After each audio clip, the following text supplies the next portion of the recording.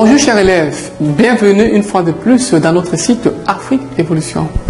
Nous allons aujourd'hui, au cours de cette vidéo, parler de la notion d'extrêmum d'une fonction.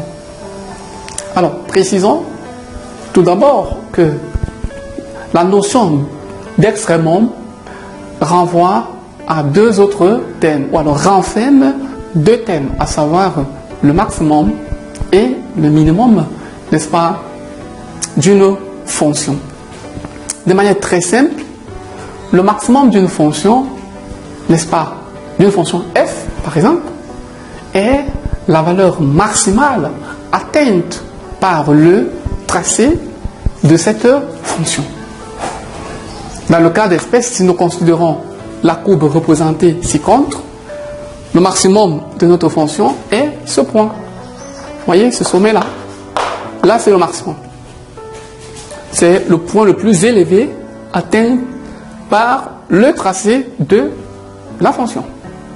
Cependant, le minimum de notre fonction, contrairement au maximum, le minimum, c'est le point le plus bas atteint par le tracé de notre fonction. Il est généralement désigné par la lettre petit m. Et graphiquement, voici notre minimum. Ce point ici, là, c'est le minimum, le point le plus bas. Et ce point-là, grand M, c'est le maximum de notre fonction.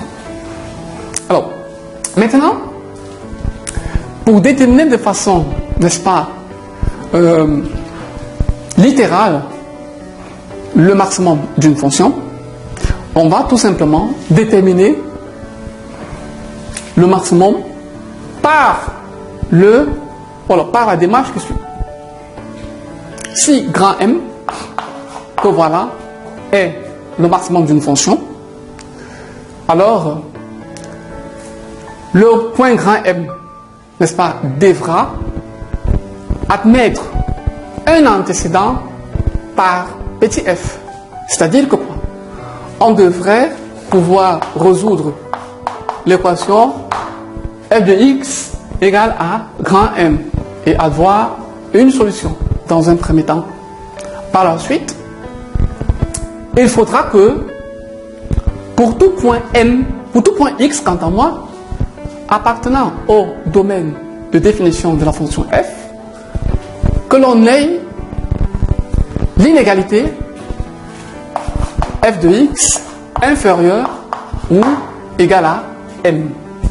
La double condition définie par ce système, à savoir f de x égale à grand M, et d'accord, pour tout x appartenant à df, f de x inférieur égale à grand M, va donc nous amener à dire que le point grand M est un maximum de notre fonction petit f.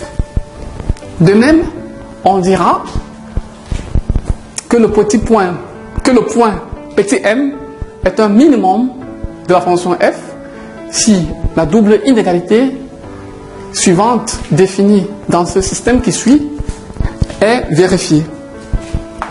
La première, c'est que il existe, n'est-ce pas, un réel x, d'accord, appartenant au domaine de définition f, tel que f de x soit égal à petit m.